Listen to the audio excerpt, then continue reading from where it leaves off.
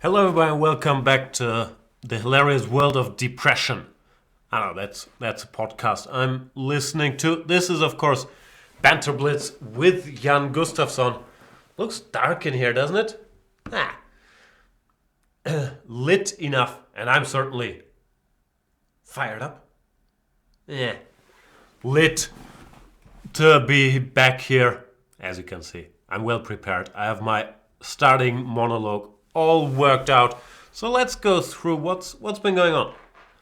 I was in Berlin over the weekend where my team Baden-Baden won their 11th Bundesliga title in 12 years. Fairly decent team, fielded Caruana, Maxim Vasilia Graf, Levan Aronian and Visciana on the first four boards in the match on Saturday. So this year the season wasn't that close. And yeah, I played 5 games on board 8, so I don't really think I'm in a position to brag all that much about the victory, but I might still do it. While I'm bragging, I'm back to number 2 in the German rating list, which might not last forever, but still, it's great that all this very hard work I put in Thailand is being honored with my tremendous rating gains and other people's losses, because I jinxed them from Thailand, so that they would let me into spot 2. Can you guys hear me? That's normally important. I'm always told stop asking that. It's unprofessional to ask that. But who are we kidding? No one knows if this show's gonna work or not. So might as well check before I give a long, very exciting speech about you can challenge me to a 5-minute game. My name is Jan. If you're a Chess24 Premium member, if you're not a Chess24 Premium member, what are you doing with your life? That kind of thing. Would be a pity if you guys can't hear that.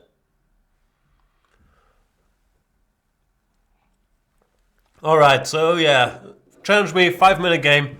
We play chess moves. I'll crush you. Everybody's happy. It's a win-win situation. If by win-win we mean that hopefully I win and you lose. Let's do this. Do I have challenges? Challenges? I think I have to abort my game against Claudia first. I've been crushing Claudia. Claudia is one of the robot opponents on this site who I use to test things. I do have some challenges. And since I'm not fully awake yet, let's start with a strong player to give me a wake-up call. Daida. Deida? Deida. Daida? It's a German name, so is it a real name? Is it? I don't know what Daida means. I just do not know. D4, knight to f6, c4, g6. I've seen this position before. If he goes d5, I'll be very unhappy. If he goes bishop g7, I'll be slightly unhappy. Those are the options. He goes d5, throwing me into misery. Now I have 3 bishop g7. What can I do here? Queen b3 is a move I don't play much. I dabble with queen a4 check. I dabble with main lines. But generally, if I know anybody goes anywhere near the Grunfeld, I don't want anything to do with it, and I'll start with 1 knight f3 or 1 c4. All kinds of anti-Grunfeld systems. The thing with the Grunfeld is that you have to be so well prepared for so many options. Yeah, the lighting looks a bit weird. c6 is an odd move, though. I've seen this move at... I don't know. I've seen this move, but I can't remember what to do. Maybe move the queen? How bad could that be? Is it inconsistent if I say move the queen and put my bishop on e2 on the virtual queen? Queen b3? Some of this move looks appealing to me. Stopping bishop e6. Looks like Daida knows all these things inside, outside. I don't know. How can I deal with these people? I don't want to exchange queens. That is what I do know. Do I know that? Nah, I lied. Thanks. Now I'm all prettied up. We got rid of the weirdness. Knight bd7. Do I push the pawn up the board? I want to push the pawn up the board. And as my mom always said, if you really want to do it, clap your hands. I'm not sure that's exactly her quote, but it was, that's what it meant. Here, I guess I'll take with the bishop. And I have some cruel intentions. I should be a little better here. Due to my space advantage, I could go e6. I'm not sure how much that does for me. Or I could play some weird move like h4. Looks a little weird since queens are off the board, but I feel like this could still be beneficial just to grab some space. While he's busy reshuffling his pieces, knight c7 and probably knight to b6, and then some bishop to e6. c5 very aggressive, but I was hoping I'd be ready for this change of pace. Guess I should get some pieces out. Sometimes it helps to develop a piece. Not always, but more often than not, it's a decent idea to get your pieces out. Now my position looks quite promising. e6 weakened the f6 square. Not sure if I should have started with knight g5 or knight e4, but knight g5 left this pawn en prise. And my thinking allergy has not really been cured over the last couple of days. b6. What shall we do? Rook c1 maybe? Or knight f6 immediately. Knight f6 was my devious plan, but I'm not sure how devious it really is. Do you have to think after all? I don't know, man. Let's do this then, think. You could argue, and you wouldn't be all that wrong that I already thought about it, so... yeah, I even saw this and then I thought, ugh, don't know what to do, but something good should happen to me, because I deserve good things to happen to me. That was pretty much exactly the train of thought that got us all here. There's a sound.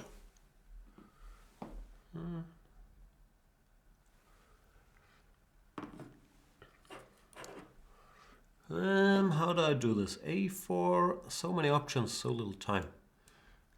I want to fight for this diagonal. That much I have pretty much agreed upon with myself. I also don't want to lose on time. So those are sort of two parameters that we can't step out of. Everything else, I'm open for a discussion. It's not clear where to put my king. I don't really want to castle queenside. I don't really want to castle kingside either, because my beautiful rook from h1 would then get removed. So, I don't know, man. Maybe I will castle queenside if he goes rook e8. Even though it's not the prettiest of moves. I'm trying to put some rooks on the h-file. Not sure what the purpose of that exhibition really is, to be perfectly honest with you, because I'm opting for perfect honesty on this show. Here, rook h1, bishop f3, and nothing good happens. Something good should happen. Let's find out.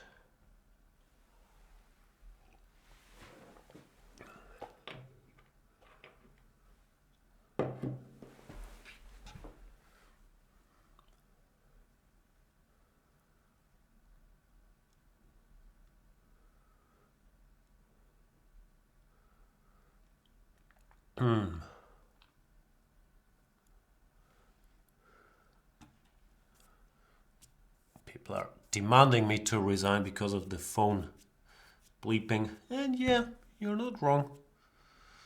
I think I'll just lose on time. Next best thing should be something good, but I don't really see the board very clearly just yet. I'll just make a move. If in doubt, just make a move.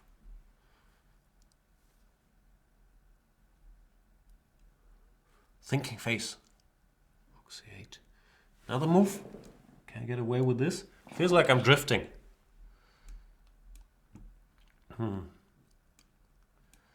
Where has my drifting taken me? Oh, I missed rook e5, rook h8, knight g8. That's a bit of a problem. Wow. Why do I always have to blunder all my pieces? It could be a weakness long term. Looks like he's also missing it, or I don't know what he's thinking about. Rook c2, bishop f6 is clearly not what you want. Rook e5, rook h8, knight g8 really is a bit of an issue. But it seems like there's some mutual blindness going on, because Mr. Daida also did not want to do that, which is very friendly. Now I'm an exchange up and I should win, even though I might still lose on time.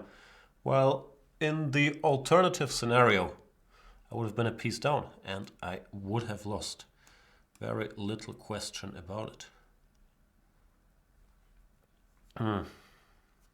So yeah, fantastic Grandmaster Lee, first game, as you guys are accustomed to, because you come here for, I don't know what you come here for.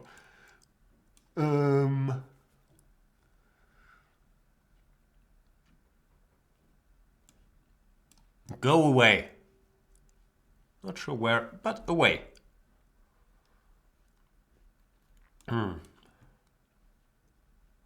One move worse than the other. But they're all moves, and they're made within the constraints of this time control. That was an attempt at an illegal move, but the software didn't let me do it. King b3 was not allowed. In general, I haven't been very sharp today. I lost like 500 bullet points. Oh, I never thought about bullet points. There was not a to-do list of bullet points, but I lost 500 is probably not true. Maybe 200 points of my precious hard-earned bullet rating, which has sent me into a dark spiral of more bullet. I don't know, I've probably bungled this towards drawishness by now, but of course I do still have all my flagging skills, which are a useful tool. Don't touch my a-pawn. We have to draw the line somewhere. I'm fine blundering all my pieces and you not taking them, but if you come after my a-pawn, then I no longer have a sense of humor about it. So yeah, this was not a good game. And I won't even go to analyze, because that would just be sad. And let's play another one instead. Yes, excellent game. Let's drink more coffee indeed. What else is happening in my life? There is the NBA playoffs running, and I'm very sad because ESPN, big media company, ESPN, I believe it stands for something, but I'm not sure for what. Anyway, they had to lay off a lot of people, and that led to one of my favorite podcasts, the True Hoop Podcast Network, disappearing. And that means I have to fill a lot of hours in the week now that I used to spend listening to True Hoop, which is a podcast, that they grew out of nothing as a side project by some people that I thought were really, really good. Especially Ethan Sherwood-Strauss, who was let go by ESPN by now. And it's very sad. So I have to find a new podcast. And I hope that these guys will be back in one function or another. Now, I understand I don't know what's going on there. But of course, people are telling me it's tough to monetize digital content and so on. So go premium. We here at Chess24 are very well aware of that. But it was also the best thing the thing that got me most engaged coming out of ESPN since Grandland, which they also, decided not to follow through with. So that's made me sad. We need more basketball content these playoffs. I don't know, that's not connected to anything, and you guys probably aren't that interested. But yeah, I'm looking for new sources of sports information. And I'm looking for a new opponent. Who shall it be?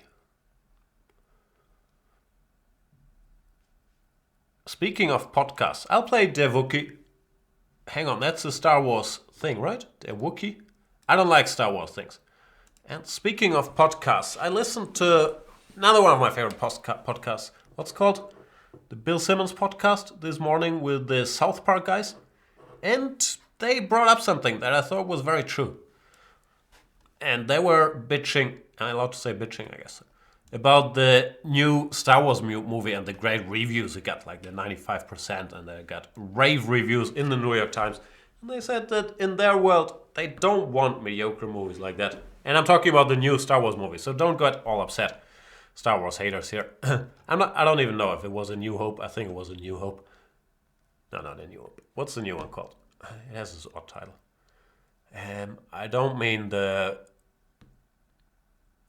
I lost all my Star Wars street cred already. I don't mean the recent one, but the one before that, number 7 or whatever. The one that was basically a shot-by-shot remake of number 1.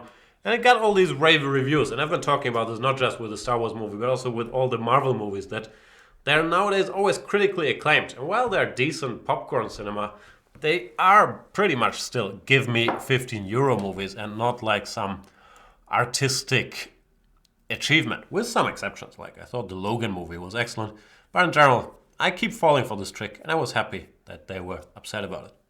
I don't think I've stated my case very eloquently. What I mean is that all these blockbusters nowadays, and the opinion makers, like even New York Times and whatever good sources are, or in general critics, that they just praise not great things way too often. And that we should live in a world where people can call out the Star Wars movie as not being great. But it's always 95% on Rotten Tomatoes, all these things. So I'm not sure what point I'm trying to make. I think it's mainly, I miss good movies. I'll go watch, what's called Get Out tomorrow. I heard that's a good movie. It's starting in the German cinemas tomorrow. So I'm excited about that. I've seen some decent movies the last couple of weeks. I'm not sure if I talked about this. While I was flying to and from Thailand, I caught up on some movies. I watched Captain Fantastic. Is that the one? The one with Viggo Mortensen on education techniques. That was very interesting. Learned some things there. I watched Manchester by the Sea, which I thought was very good. I watched Allied with Brad Pitt and Marion Cotillard, which I enjoyed too. What other Thailand movie intake could I have had? I think that's about it. Let's talk about chess. I'm doing well here, as I should be against Devuki, because he has this eternal weakness on e4, which is something you're afraid of out of a Nemzo-Indian structure, and something that he's made a lot worse by going f takes g3. Should have gone h takes g3, so the f pawn can control his e4 square, because now I can put my knight in his face, or in his mouth, as Pepe Cuenca would say, and this knight will be very hard to get out of his grill.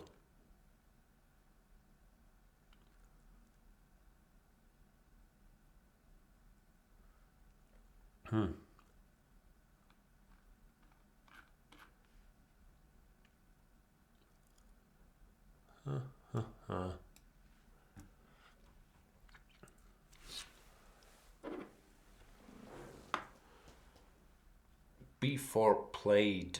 I'm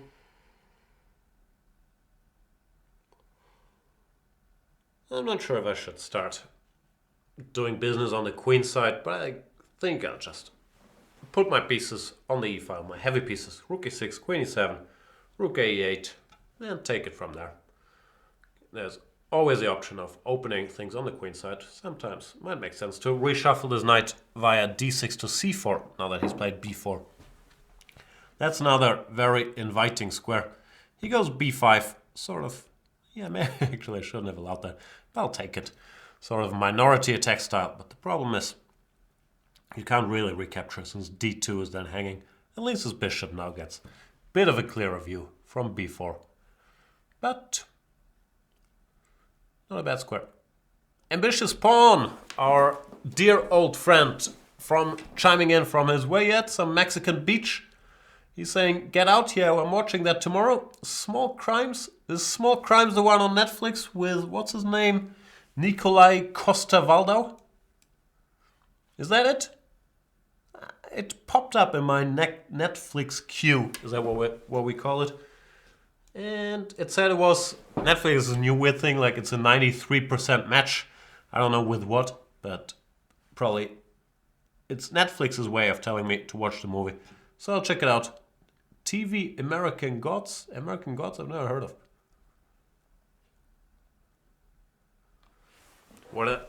what are we discussing apart from that? Time travel movies.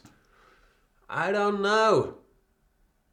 Are there a lot of good time travel movies? What time travel movies can I think of? I'm not a big Back to the Future guy. It's the same problem like with Star Wars. I didn't see it when I was a kid. So I don't have this idolizing and remembering a better time in my childhood associated with those movies. So that one's not big on me if that's a time travel movie. I've watched The Butterfly Effect, the Ashton Kutcher vehicle, which was fine. I've seen Looper. I think that's a time travel movie people like. So yeah, I don't know. I'm not very educated on that genre. It's complicated, right? Rick and Morty, don't they do a bunch of time traveling? Maybe not really. As for the position, I'm in good shape. Yay me. Because I'm a pawn up, I still have the Eternal Knight on the e4 square. And I should at some point cash in. Maybe by removing the Eternal Knight to target this pawn. That looks very uneternal. And there was of course all a decoy for grabbing this pawn. I'm so sneaky. Mr.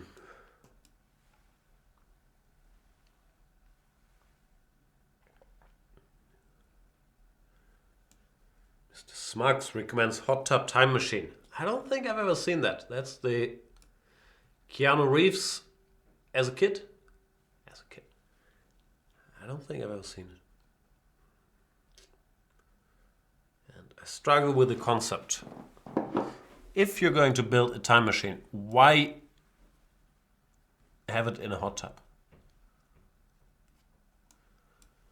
I understand your plans, Devuki, but they will not materialize. You want to go bishop h6 and then checkmate me with queen g7. But I don't want that to happen. And I believe in that conflict of interest that we have. My cards will be better than your cards.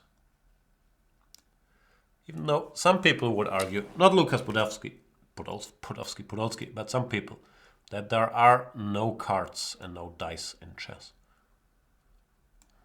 Gimme!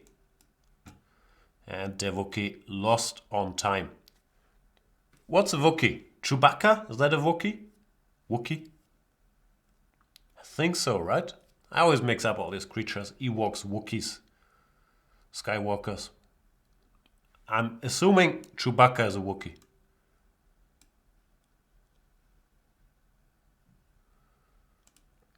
Must play more chess game.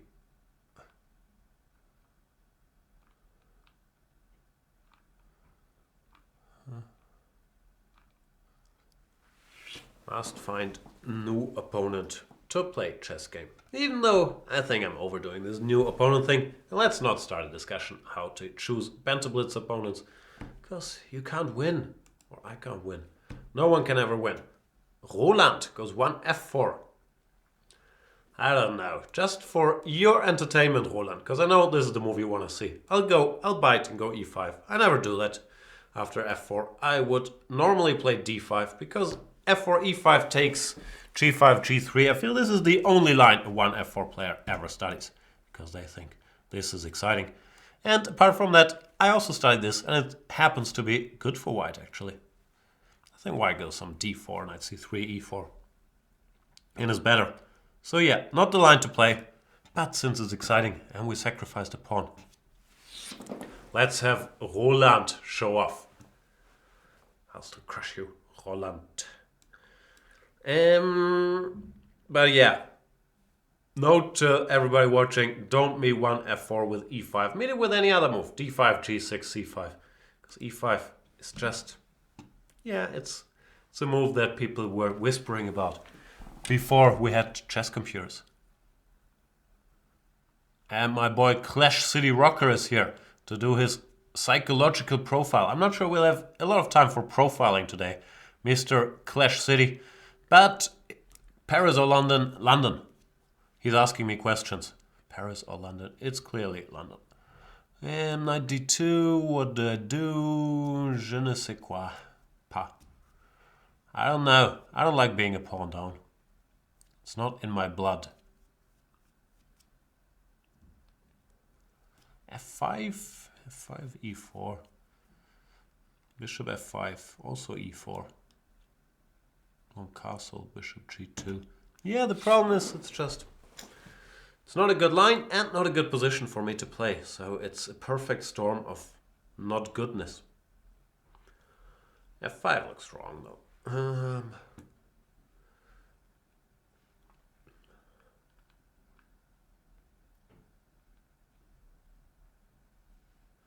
Fuchsia agrees that Logan is quite good, isn't it? I don't normally tear up watching superhero movies, but that one was sad, was it not? I've talked about all of this. When they team up in the end to kill all these people. It's very touching. Did I just blunder a piece? That would be very touching too. D5. Now I have D5, 95. But if he were to go D5 immediately, I'm not so sure. Okay, Jan. Gotta step it up a notch. But how? I don't know. Castle's probably not the way to do it.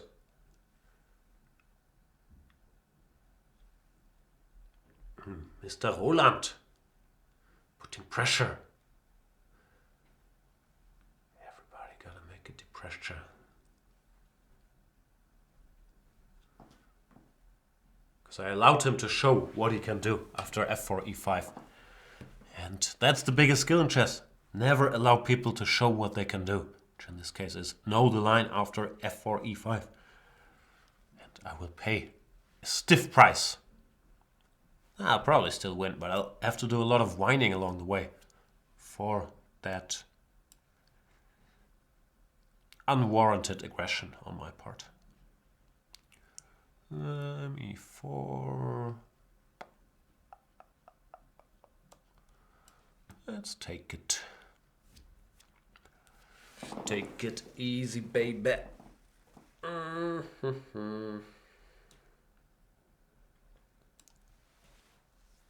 I might not win. It's time to familiarize myself with the idea of not winning this game. I'm not sure how much it's gonna hurt. But we have to face reality here. If the bishop takes F5, it's gonna be pretty tough to generate winning chances. I think the best I can do is play this endgame a pawn down and argue that he has a badish, even though it's not that bad on F4, bishop against my goodish knight. Gonna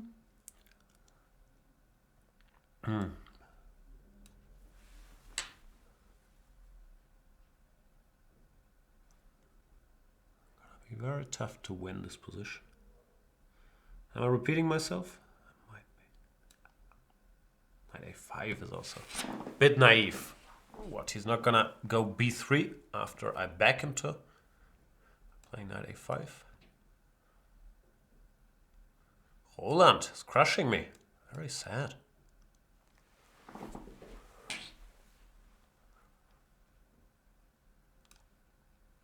King D3 and bishop D8. Bishop D8 is already winning. Playing very strongly, and now he probably wants to offer a move repetition. I've been to this place before.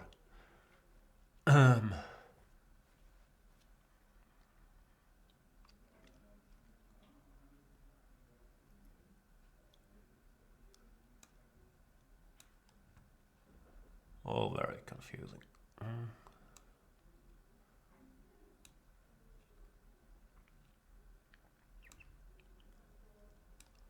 Huh.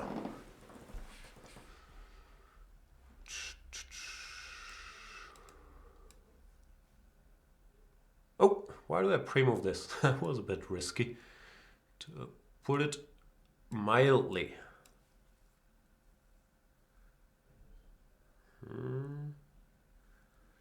Yeah, the end is near.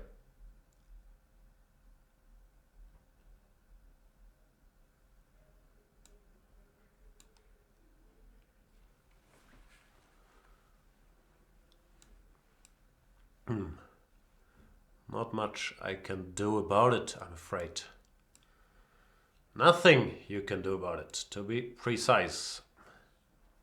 Bishop d8 and a6, and we can go home. Or bishop c7 and a6, same deal. Yeah, let's threaten checkmate, at least.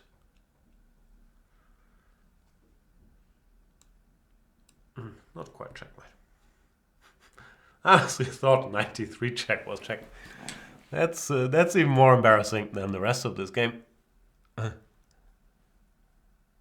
Anyway, good game, Roland. No chance whatsoever for me in this one. Congratulations. Let's play another one.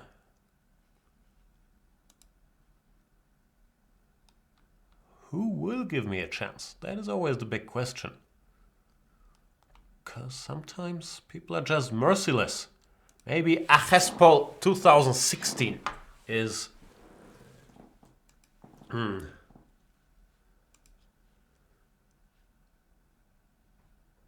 the player that will let me back into the action.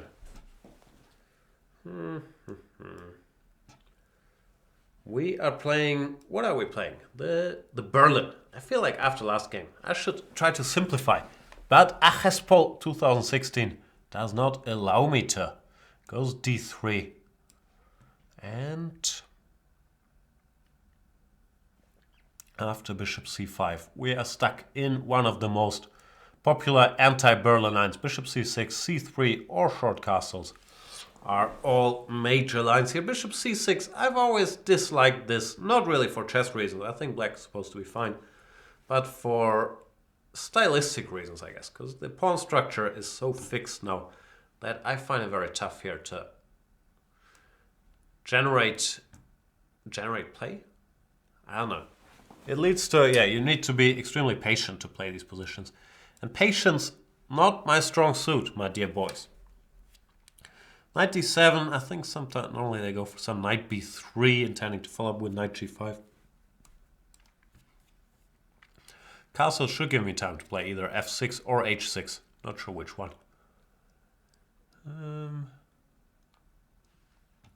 Queen e2.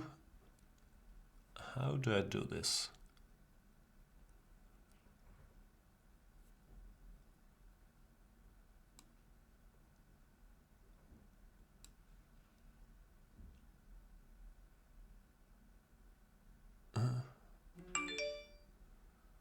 I can't decide if I want a castle kingside or queenside. Okay, phone, it's time to shut up. Oh.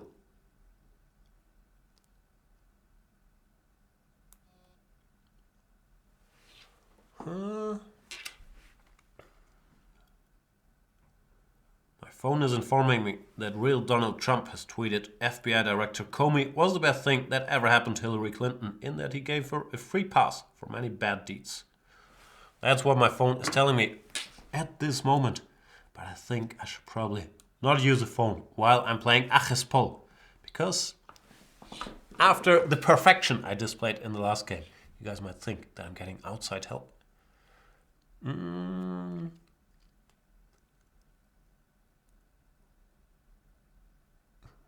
I finally decided to castle kingside, not queenside.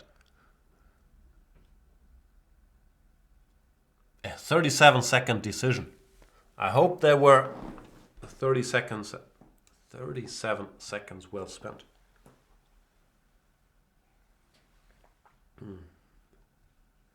Bishop b2. Let's go here. Here maybe? Or do you go b5 and my bishop then? It looks really stupid. You might do that. Would you do that to me, Achespol 2016? I have a feeling you might, so I'll do something else. I should probably reshuffle this knight one day towards the general direction of f4. One problem black has on these structures, not really a problem, but one fact is that ideally both his minor pieces would like to be on e6. That's hard to do, so sometimes the best compromise is to have the bishop here and then the knight, my apologies, on the square next to it on g6. King h2 probably means he wants to meet knight g6 with g3, and he's defending h3 ahead of time. But I thought maybe I can go queen d7 and have this lethal double attack against d3 and h3.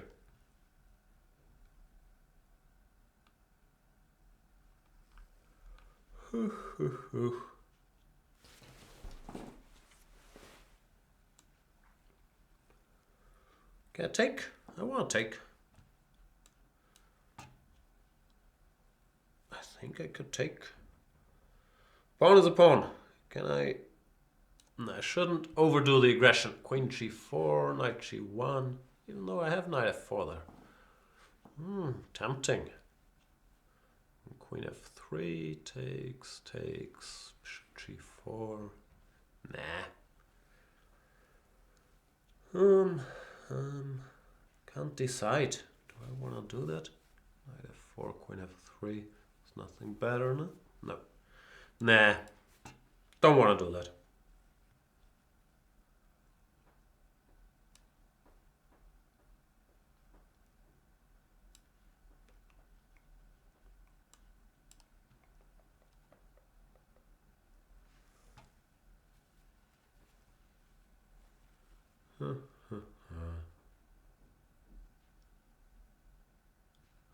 Yeah, apologies for all the yawning. I felt tired for a couple days. I got one of these weird... What do you call this? A man flu? Well, really it's just a cough, but I feel like I have the flu and I'm too exhausted to get anything done. So I have one of those. I blame the weather, as usual. It's been very up and down, this Hamburg weather. We have May and it's still raining and cold, so it's a tough pill to swallow. Also, hopefully the b6 pawn is a tough pill to swallow as well, even though I don't really have a follow-up. Nah. I guess it wasn't that tough a pill, this b6 pawn. The good news is I took a pawn earlier, so we should now have equal pawns. And maybe I still have a chance. So you're telling me there's a chance. Let me put my pieces on very inappropriate. That's my favorite word that I can't pronounce. Squares. Hopefully, good things will happen to me. Let's go back.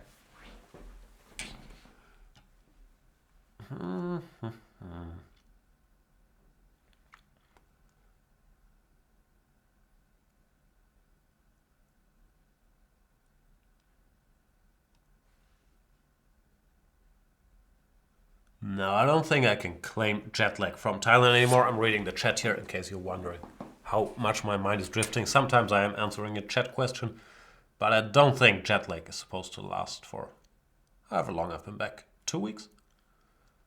I don't think that's how it works, but who knows?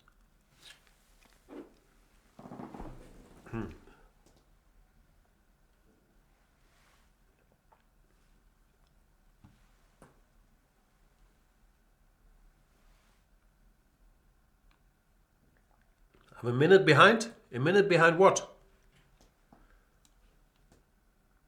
Jan, a minute behind, it says in the chat. It's very cryptic. Is the audio video out of sync? That has happened a lot recently, I am being told. Which I'm guessing... Nah, I don't have a clue. But Achespol resigns.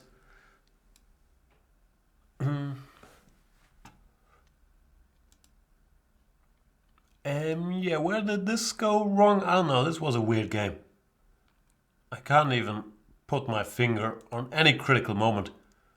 But I thought, yeah, here, after g3, queen d7, I should be in good shape. Then later on I played badly, but still somehow won. Yay me.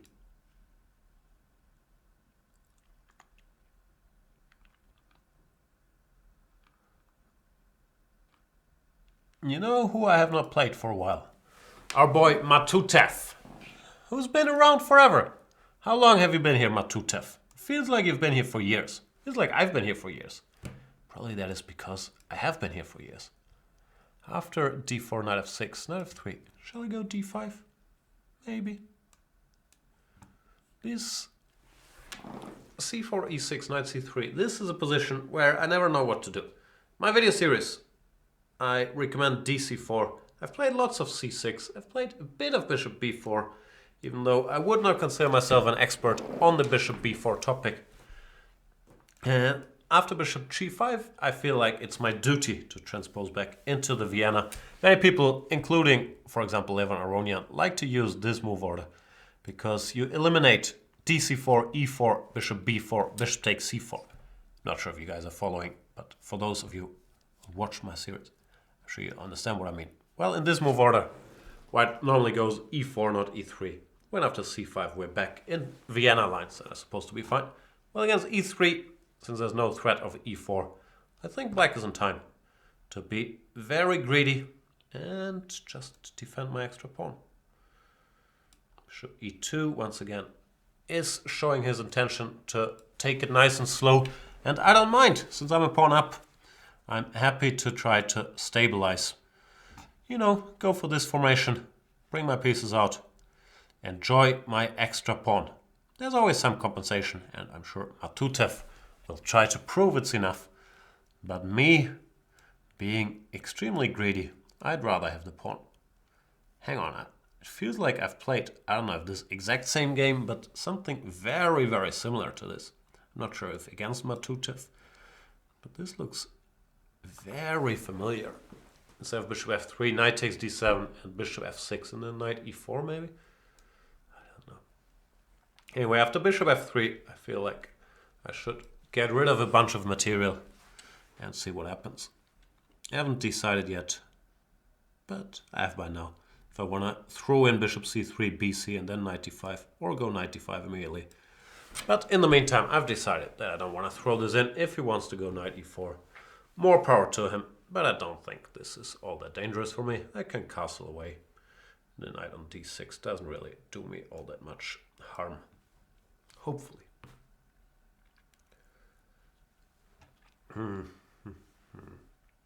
Not sure if I had to castle away, actually. But you know, life is tough. We have to make all these decisions.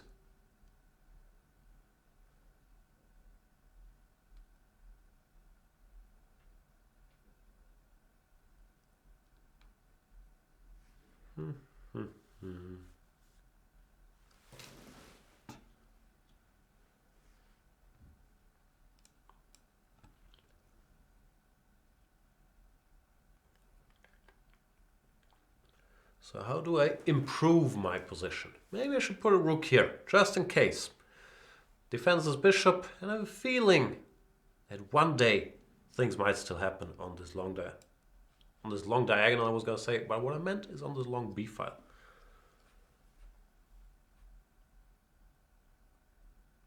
And Smux 2006, don't worry about the names of openings. Like, I've given up worrying about it.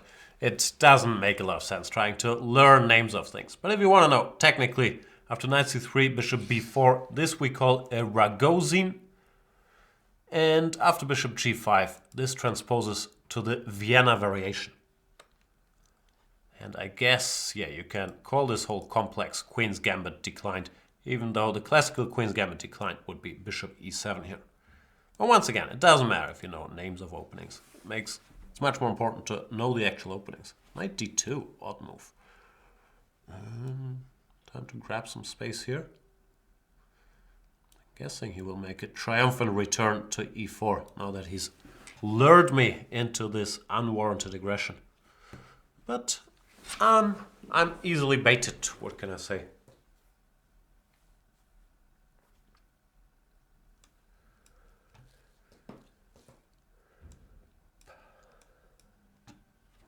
Still got my extra pawn though. And wait for ba4, making use of this rook, which will happen.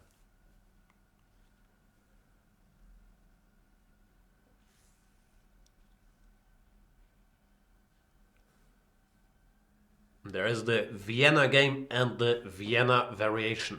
Those are different things. For those of you who have seen my video series on the Vienna variation, they will know. But yeah, the Vienna game is e4, e5, knight c3. And once again, stop worrying about opening names. It doesn't matter. There's also the city of Vienna. Why always is knight d2? This is very confusing to me. Isn't the knight well placed on e4?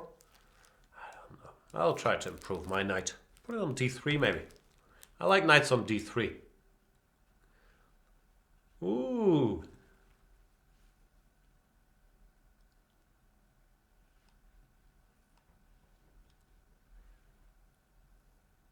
Smux 2006 says, if I know them, why I have a bad game, it's easier to look up GM names and see how to improve. But how do you look up GM names by knowing the name of the opening? That part I don't understand. Normally you enter the position and the database will spit out the games and then you can sort them by rating or by whatnot, right? But why do you need to know the name? I might be wrong, I'm just here. I think I'll probably know names of most openings, but I always thought it was a pointless exercise. I'm also playing... I'm playing badly all day, which you might have noticed. But even here, Matutev is almost back in business. Rook takes d3 I didn't like, because it allows this rook to go free. But then he played knight d6 immediately to block my rook on d8. Man, this wouldn't have been very clear. In my extremely humble opinion. Now, however, things are looking up. Can I say things are looking up and then look up? Is that the humor level that we've come to? I guess.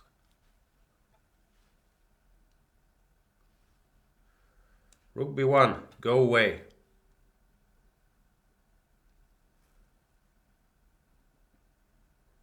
Now it's game over, because my bishop will go to d3, b2 will fall, and all hell will break loose.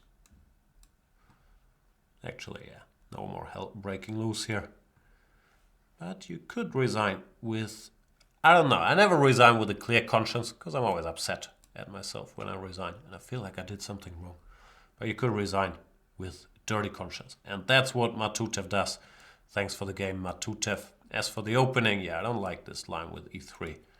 I do believe that once you're here, you gotta go for e4 when black is not in time to go for this b5 business. There's some old theory, but it's bad for black. Some game Kramnik Carlsen. So after e4, people typically choose between c5, my recommendation in my video series, and h6, which is another legal move. Anyway, thanks for the game.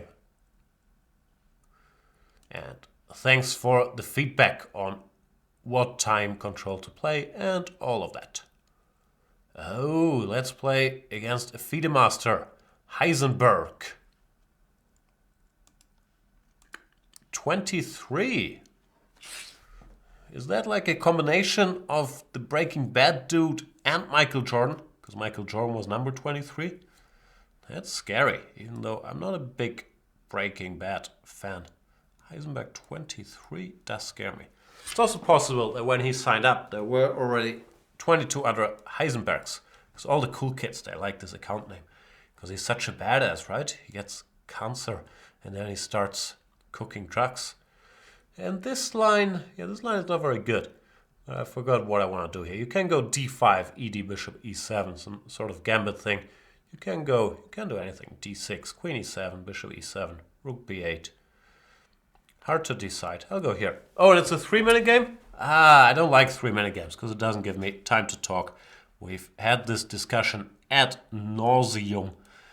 But yeah, I still often accept them because I never check. But please challenge me to 5-minute games because now we'll just have to play chess and I don't have time to talk about all my depressions and movies I've seen over the last couple of years. And who wants to see me play chess? Not me, that's for sure. As for the position, I think I'm doing fine, but I don't know theory. It looks like he was blitzing things out here. But I once looked at his queen e2, and I didn't think it was a very good line for white.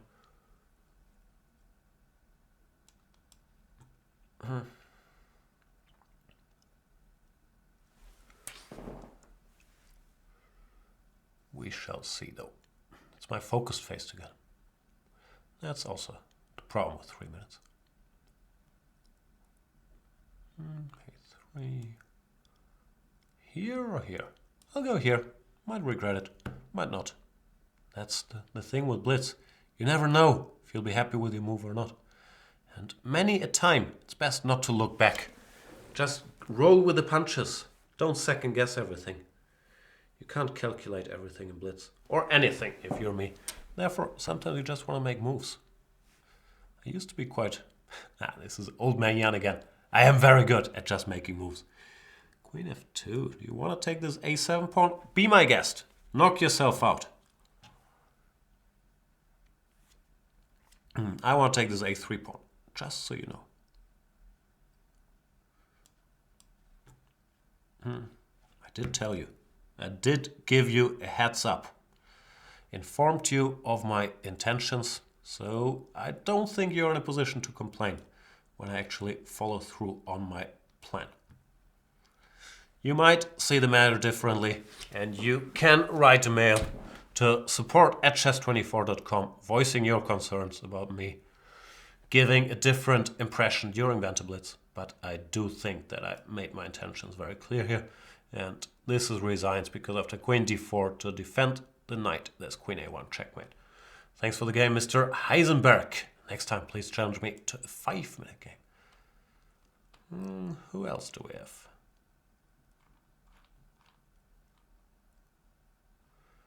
What about another FIDE master?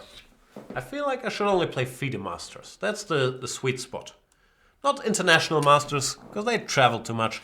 They're very international. And not grandmasters. Oh, it's another 3-minute game? Nah, come on. I've voiced it enough. 5 minutes, please. This time, I'm not gonna fall for it again. Seen it. Instead, I'll play Mohammad Al-Lavati. Because, yeah, 3 minutes takes the banter out of Banter Blitz. I'm all for fast time controls. I mean, the only thing I ever play when it's not on camera is Bullet. But on camera, it really doesn't give me time to talk, which I guess is kind of the point of this Banter Blitz thing. And in this line, this is a tricky line to face if you're the higher rated player. Because after bishop d2, knight c3 is a gambit line, which I'm comfortable with. But after bishop d2, bishop takes, knight takes, the best play for black leads to a move repetition, which normally you don't want. Instead, Mohammed is playing... BC they normally don't play. Normally they play d5, bishop f6, rook e1, knight e7. But BC d5 should just be good for black, no? Not sure if there's any trickery here, some bishop a3, but I doubt it. Well, now, as far as I can tell, I'm just a pawn up. And I'll happily grab another one.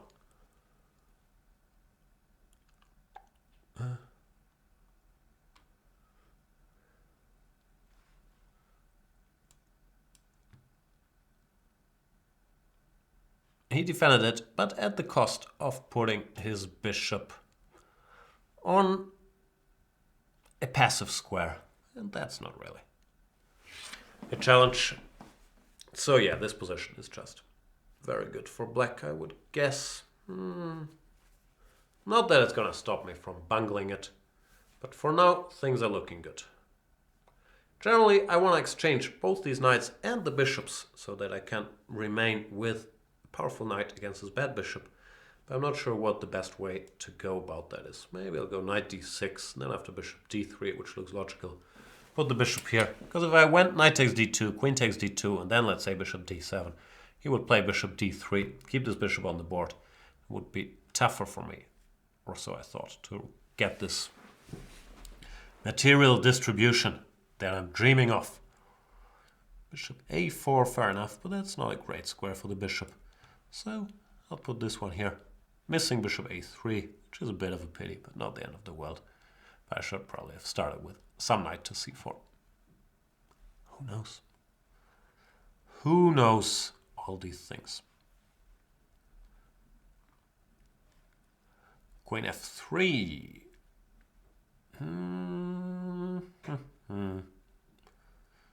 No threat really. Well, queen d5 is a threat, but if I went, let's say, c6, that would parry it. But then bishop a3 would still slightly bother me. So I guess I'll change plans and accept playing with the two knights. against the two bishops. If he goes bishop a3, which on paper wins the exchange, but I had knight d2, and hopefully I would have won the exchange back. Now I should throw in some knight c4, since I've been missing or worrying about this bishop a3 move the last 5 moves. It's time to stop it for once.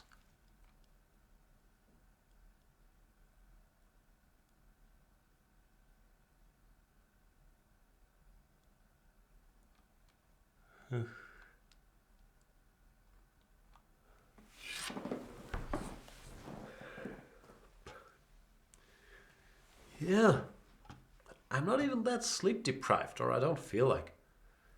I felt very sleep deprived yesterday, but tonight, maybe not actually. I woke up early. See, I don't even realize. Living in oblivion. I thought tonight I slept a lot, but maybe I didn't. Then I woke up early, and before I went to the office, I got a chance to watch the exploits of the little guy, Isaiah Thomas. 53 points for Boston. That was fairly impressive, I thought. And he's fun to watch. Sorry, if you're not a basketball nerd, you will not know what I'm talking about. But it is fun to watch. We have the NBA playoffs running right now, which of course are prime time for all us basketball nerds. And I'm not the only one in the chess scene. A lot, maybe even a majority of the world's best players are following basketball very, very closely. Magnus Carlsen, Levon Aronian, Maxim Vachier-Lagrave, Alexander Grishuk, all these guys are watching pretty much every playoff game.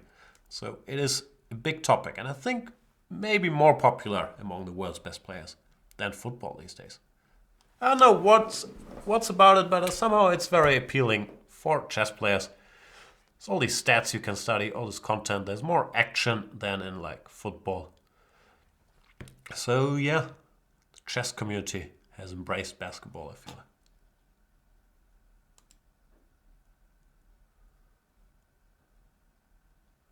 What are we talking about? Evans Gambit says, I played Bullet against Jan once, and I was nervous too. Yeah, I've been playing... I don't get nervous when I play Bullet, but it's very much a runs game for me. I can play either, well, very well for my standards, or I can play terribly. And it depends. It can shift very quickly. But it depends very much on the day.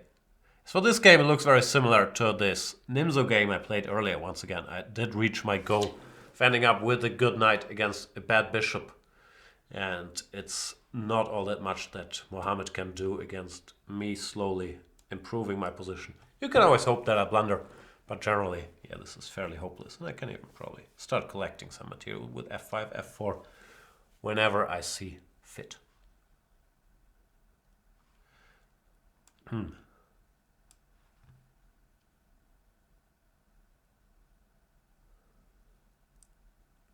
Pucci is asking, do you watch college basketball? Nah, I only watch NBA.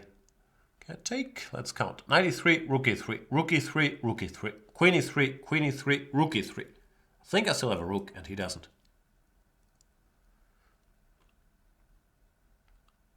Karl Nehring is saying he went to high school with Greg Popovich. Wow. That's pretty cool.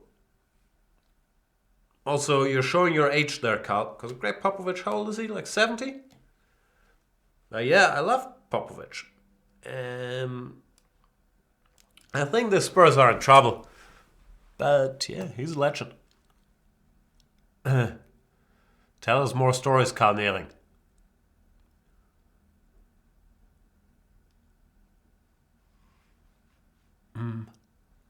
And yeah, Mohammed got the body count wrong here because I'm capturing e3. Or I had more people touching e3 than he had.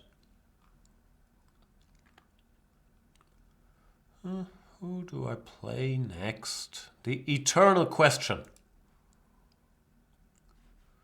Maybe Petrian. Petrian? Petrian? Karl Nehring says he's 67 and Popovich probably 68. 1 year ahead of him. Popovich... Where is he from? Where are you from, Karl Nehring? I've studied his biography a bit about the... I can't remember. I think there was some army basketball team somewhere in there, but I can't remember what high school it was. Anyway, we are playing Petrian, who played d4, d5, and I am not one to blame him for d4, d5. I'm playing the Slav. I normally play e3 here, or cd5, but this time around I will be brave and play the move knight f3, e6, bishop g5. Still, after e6, I normally play e3. But not because I'm afraid of bishop g5, bishop e7. If you go bishop g5, you have to be aware of dc4, so-called Botvinnik, or h6, or knight bd7, e3, queen a5. 3 complicated lines. And therefore, yeah, I tend to only go bishop g5. I have a specific preparation. Well, if black plays like in this game, of course it's perfectly acceptable. But here, black is already committed to c6, which you don't need in many queen's gambit lines. So this is not a line to be afraid of. a6 is sort of begging me to play c5. And I will oblige. After a6, c5 becomes stronger than with the pawn on a7. Since b6 breaks, there's no longer cb, ab. Here, I would like to have my bishop on f4 in this position, but if I go bishop f4, there's knight h5. So I will retreat to h4. In order to exchange it, he would have to weaken his king side. You always gotta be slightly, at least aware of e5 breaks here. After bishop d3, it could be that black wants to go e5, d, knight to e8. Such options always exist. But I'll live with it. And queen c7 now allows me to get my bishop to the diagonal where I wanted it, where it also stops e5. And after queen d8 or queen a5, doesn't really matter. I can even take a timeout and make sure my bishop stays on this diagonal by fighting against knight h5. So yeah, now I've achieved everything you want to achieve out of the opening in these lines. I've stopped e5, I've finished development, I have my bishop on the right diagonal. I can continue grabbing space on the queen side. Well, black is making useful moves, but he finds it hard to break. With either b6, well, he can go b6, but I'm not sure how much helps him, or e5. So it's a good position for me. And I think I'll just be a brute and go for the direct a4, b5. You could play more subtly, make some more strengthening moves as well, I'm sure. But this looked good enough. Now, knight h5, intending e5 will be played. But I was hoping to win this race somehow. Maybe not. Maybe I should have spent even more time preparing things. But let's see.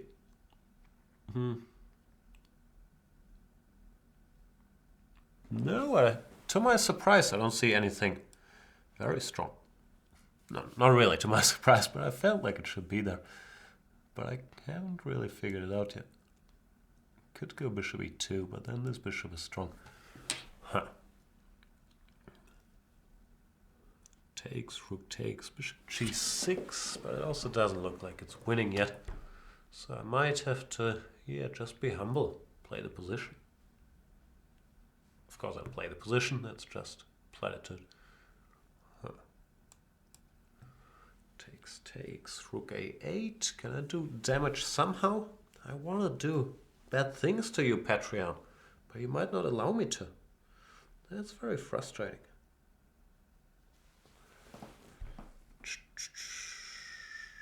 Knight e2, knight d4 is another typical maneuver, but if black gets bishop d7, then knight g7, knight e6 or whatnot here, he's normally kind of alright in these positions. So I'll go here and see what happens. But I have a feeling I've done something wrong. Very sad.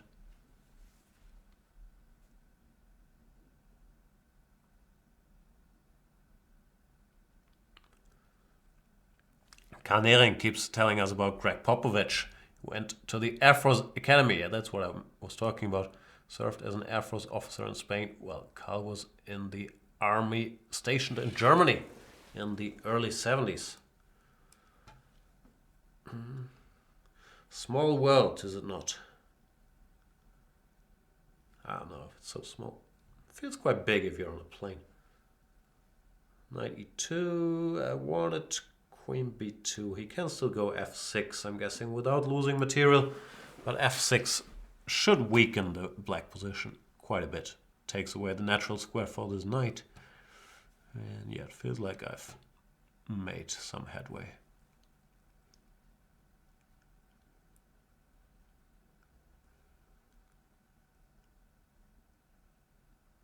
I can't decide how to take on b5, so I probably just won't take.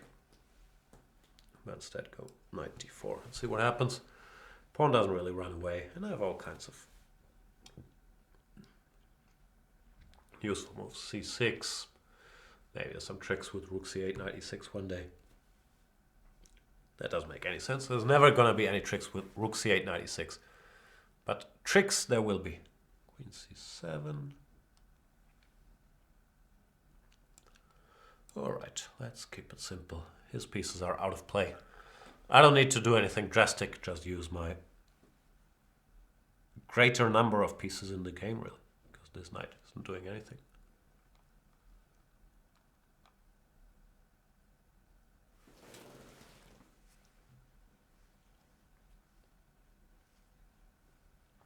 Can think about going after the knight with g4, even, which I would have to calculate some rook g5s, and I don't really feel like it's necessary. But one day I can think about picking up this horsey, maybe. Maybe not. For now I don't want anything special. I was expecting bishop d7 when I wanted queen b4. He goes f5, and how do I get the job done here? Maybe just back? Feels like now after f5 there is new work to be found on this long diagonal, and after knight f6, knight b5. Finally I win material, because it's going to be hard to keep both e5 and c8 covered.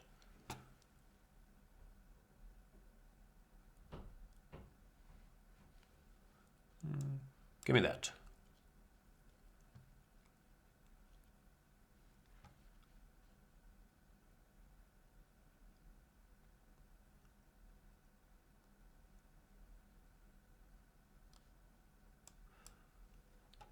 Petrian resigns. Yeah, that game, I thought I was in control most of the time, but somehow, somewhere around here, after bishop g7, I maybe rushed a bit, because clearly his only plan is to go knight h5 and then e5.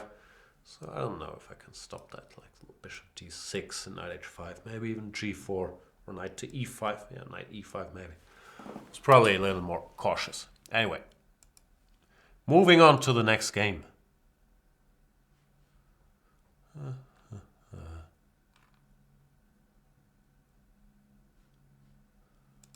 Ooh, another strong player. And another FIDE master. Continuing with our theme of the day. FIDE master Fire Flasher. Who's probably a fire starter. Goes d4. Oh, the Trompovsky. I like d5 here. Of course, you could make a case for so many moves. Fire Flasher, very motivated to bang out these moves. dc5, what am I supposed to do here? Knight c6 or what was it? What was the other one? e6. I think they're both supposed to be fine. But I have a feeling Fire Flasher has studied all of this in great detail. Well, I, as usual, am drifting out of book here. Nah. Black is fine. Why are you blitzing this out, Fire Flasher? Isn't black obviously fine? I have the center, the two bishops. What are you doing? Stop confusing me. Stop intimidating me with all this speed. Yeah, I think black is fine. One question is going to be where to put the king. Could make a case for both queen e7 or queen b6, followed by long castles, or for short castles, followed by king h8, rook g8. I guess it will depend on what Mr. Flashy, I like to call him Mr. Flashy, what he does next. He goes knight c3. I feel like against knight c3, since I can't go queen e7 or queen b6 so easily, it makes sense to put Her Majesty in the corner. Drawback of knight c3 is that it makes it harder for him to get in any c4 related business. I could have gone a5 maybe to stop b4, but felt didn't have to. Not sure. Sometimes I make two passive moves. Rook c1, does he want knight a4 and then c4? Doesn't work yet, so I will encourage it by going king h8. At least I thought it didn't work. Maybe I should have thought about this for more than half a second. Stupid me. I thought I had to take some b5, but I really don't. Not the end of the world, but yeah, that goes to show you how deeply I'm calculating. Alright, change of plan.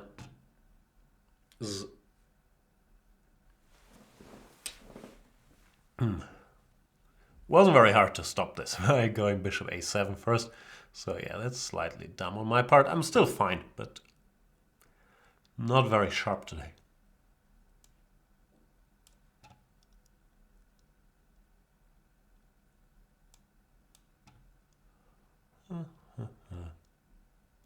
But I have bishops, and I have ideas. Like, I don't know what ideas, but I have ideas. Should I grab space, maybe? f5, e4 looks like a sensible thing to do. Because his bishop is quite strong on f3, so I wanna restrict his sight a little bit. And queen c2, what does he want after e4? We'll find out. Maybe he doesn't want anything, just wants to go away, which I don't mind. Time for some empty attacking gestures, or can I make some non-empty attacking gestures already? Rook g2 looks tempting, king g2, queen h4. Probably doesn't work, does it? And I'd be annoyed at myself if I sacrificed a rook and it didn't work.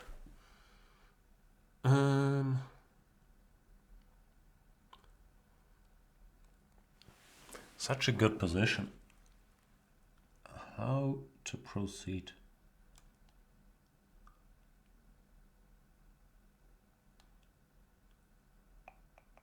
Probably not by letting my time run out either. Rook g2 is so tempting though. Takes queen h4, king h1, bishop e5, f4. Nah, it doesn't work. Okay, let's stop going too crazy. I don't know what to do.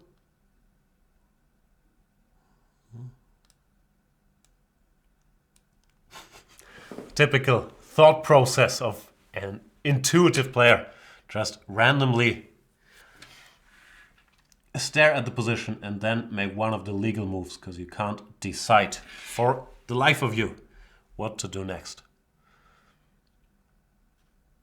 And rook g6 was not really the most critical choice, but still have a good position. So life goes on. That was a weird pre-move, but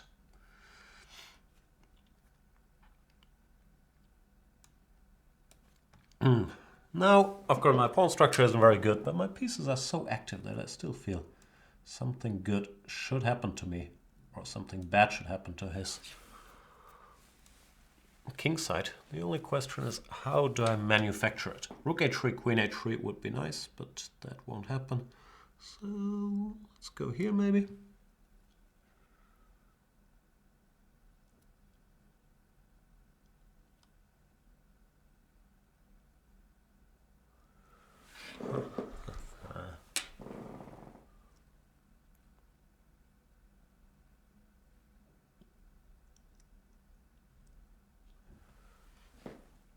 Still haven't spotted that final trick to get me over the hump. Ooh, that was a bad move. What am I doing? I was thinking about f6 and then I saw some freakish reason not to do it. Went for this instead for really no reason. Drifting. Okay, does this work? That would be a pleasant turn of events, right? Let's see. Could I have done it immediately? I don't know. Yeah. Grandmasterly tactics, ladies and gentlemen. That had to be something, but yeah, this wins on the spot, I guess. GH is the same mate. And king g1. Okay, there maybe it was useful to have the bishop removed. No, even here there should be some checkmate. Let's blunder some of my own pieces. This, king h3, this. Looks very checkmatey, no? King h4. Rook g4. Is it mate? King h3. Maybe not. What do I know? Anyway, yay me. Let's play another one.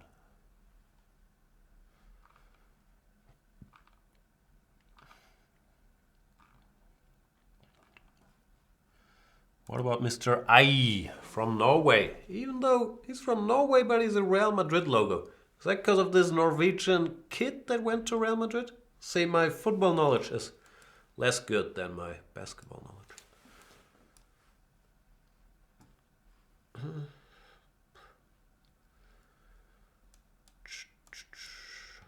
I'm old school. I don't want to go all the way bishop f4, bishop g5 just yet.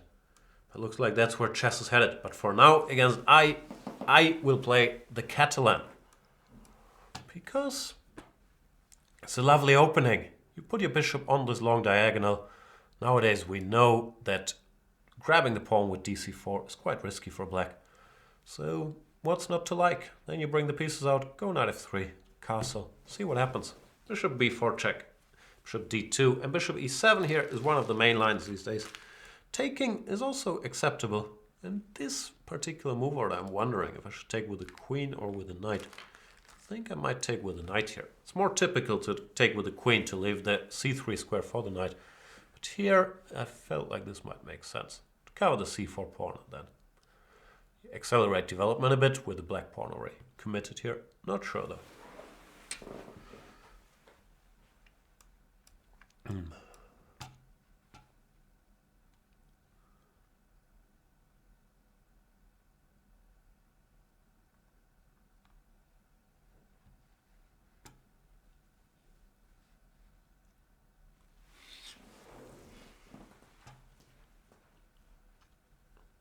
Shaba is saying Real Madrid is the first team who will have defended their Champions League in a month or so. I know nothing. Real Madrid is in the Champions League final or what's happening?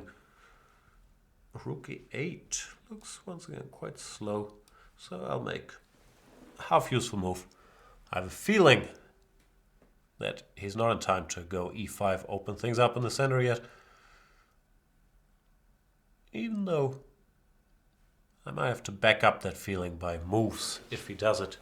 And that might be a harder task. e5. I can take, I guess. Knight takes. Okay, goes b6, but b6 cd looks like a problem. Because this knight is under attack, and after queen d5, knight e5, or knight anywhere picks up material. So yeah, b6 was a bit of a mistake there. And this game is pretty much over. Sorry, I. Okay, he's only a pawn down with a bad position, so over is maybe an overstatement, but it's bad. No immediate punishments. Knight g5, bishop d5. Let's find out.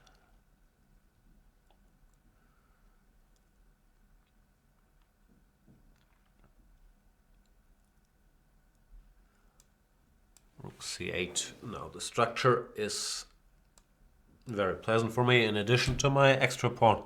So yeah, now it's not much of an overstatement that this is over. Because I have better pieces and more pawns. And that is the goal after all.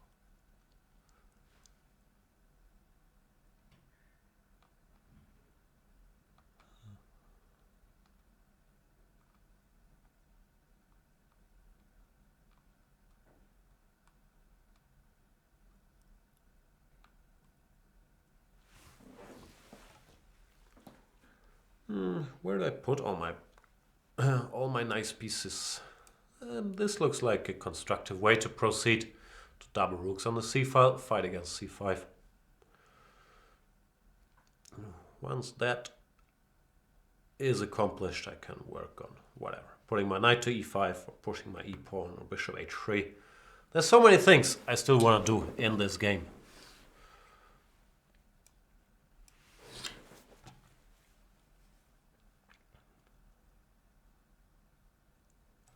Not very bantery today, is it?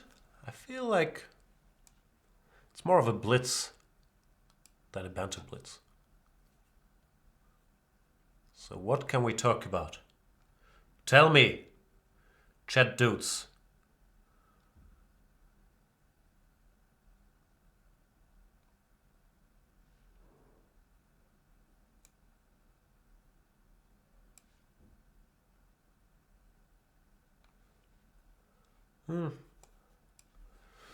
Ain't nothing to talk about.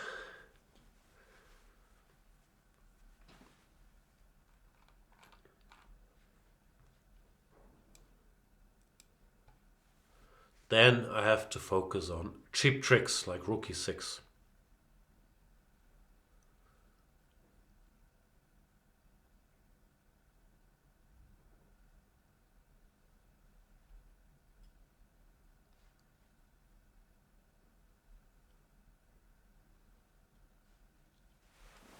Battery Bob says, get a grip, Jan. Step up with the insults. When have I ever insulted anybody? Why would I do such a thing? I'll do this anyway. I'm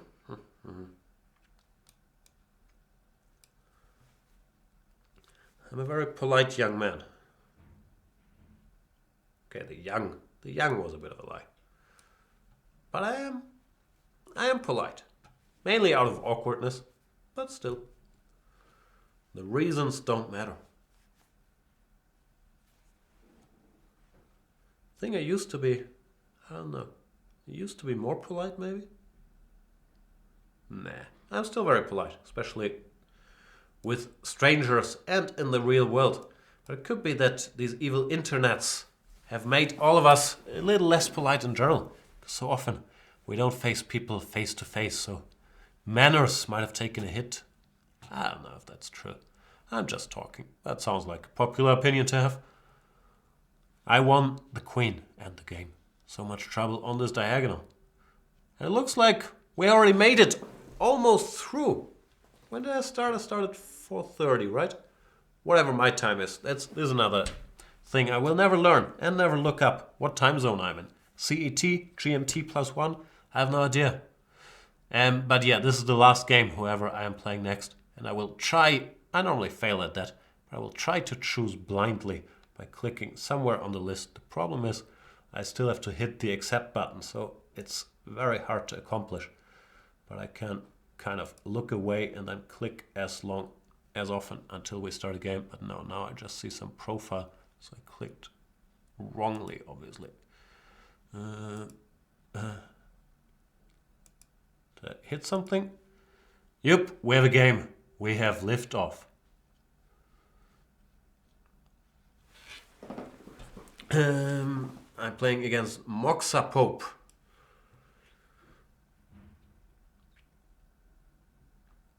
Karl Nering says polite out of awkwardness is an interesting observation. Yeah, I'm not sure if it's true, but I feel like if I, or in general people, were more self-confident reading others and approaching others, then it makes you less polite. Because if you are polite because you're awkward and you're not good at reading people, then it's an easy fallback to have. Am I making sense? I don't know. Like, it's an easy modus operandi if you don't trust your social skills all that much. You might as well be polite, or you better be polite. Well, if you do have faith, then you can get away with more stuff. Not sure my point really holds up here. After d6, I did play c4. I think I had this, was it this position? I had a similar position recently in the Thailand Open against, I can't pronounce her name, Enki, the women grandmaster from Mongolia, who played 97, I believe, here. e5 is a move I would have been more concerned about, because this structure is not really all that much to my liking, to be honest with you. I'll go knight c3 and live with what I've done. But here I never know how to play. If in doubt, get the pieces out. I'm sure sophisticated players would come up with some g4, h3 plans here. But I'm not that clever.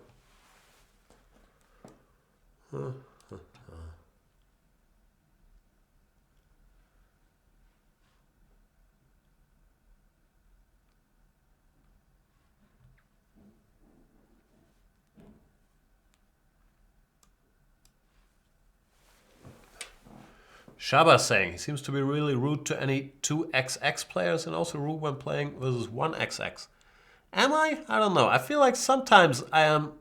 I don't mean to be rude, but of course I won't deny that sometimes when I play an opponent that I outrate by a big margin, I will talk more about non-chess related things than if I feel more challenged in the game. That's not really, out of rudeness, but it could be construed as being impolite towards the opponent, which I don't mean to be. I'm just, trying to, I don't know what I'm trying to do. I'm just talking, really. But I've thought about if that is disrespectful. If you feel that way, I'm sorry. That probably won't change it much, but I'm still sorry because I don't mean to disrespect anybody on this program, except for you evil, evil, evil non-premium members. But I'm always wondering, and in general I'm wondering about on this show, this big internet show, about the ratio of chess talk towards me whining about my neurosis or television shows. It's hard to, I don't think there's any fixed recipes that are correct. Sometimes it drifts too far in one or the other direction. But it also depends on my daily mood, like on how fat I feel that day. Or if it's just me sitting in an unfortunate angle, because I'm skinny, I'm ripped. Not really. See, awkward again. As for the game, I was a bit concerned here about h6. I can't make moves. h6, 96, takes, and takes on e4. Well, I'm sure I have compensation, but I wasn't sure how great it was. Well, now it looks like I have a very good version of whatever this is, some sort of King's Indian. Even though you always have to be careful about a knight landing on d4 in these positions. The knight can't move yet, because knight c6 there is e7 check. But I have to be very aware of that idea. Guess I'll still take back since the knight still can't move because of e7. And now b7 is on prise. So didn't feel the need to throw in some rook d1 Zwischenzug. But it's a sharp position, which hopefully is good for me.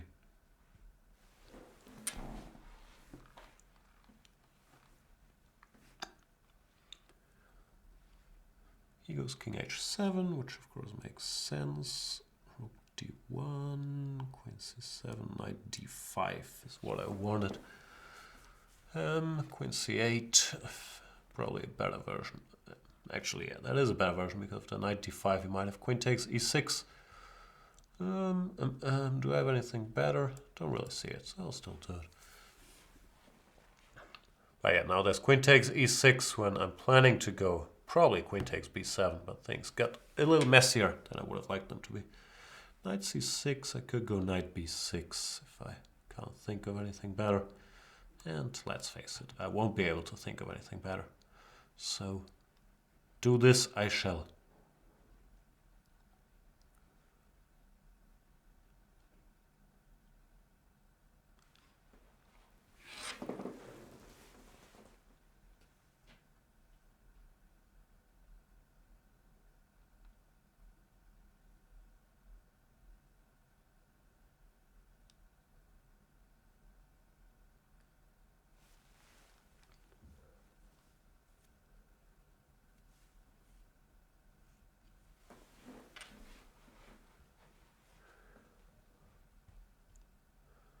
There's some question which I can't really decipher. Jan, how is WK getting on in Germany? Are you all impressed with his massive performance this weekend against AJ? What does WK and AJ stand for? Apologies if I'm missing anything glaringly obvious, which I probably am. But I'm not sure what we're talking about. WK, AJ. I want rook d7, but then knight c5. Is that cause for alarm? Probably shouldn't allow it.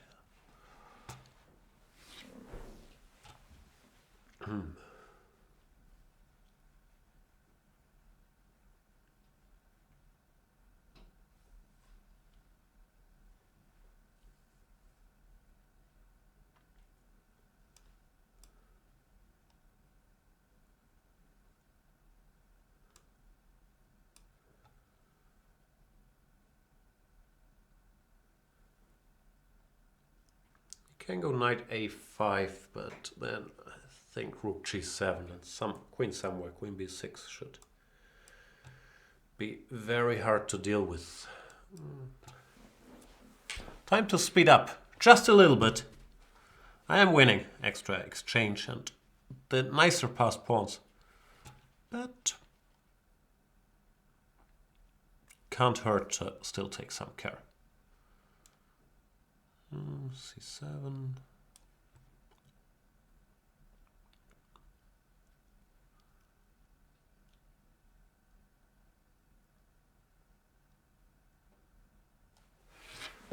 Expert banter. c7.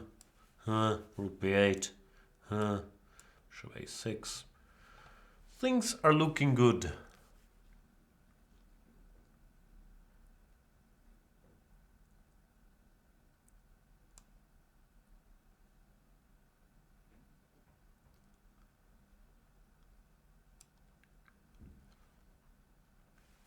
That's gonna be it for today.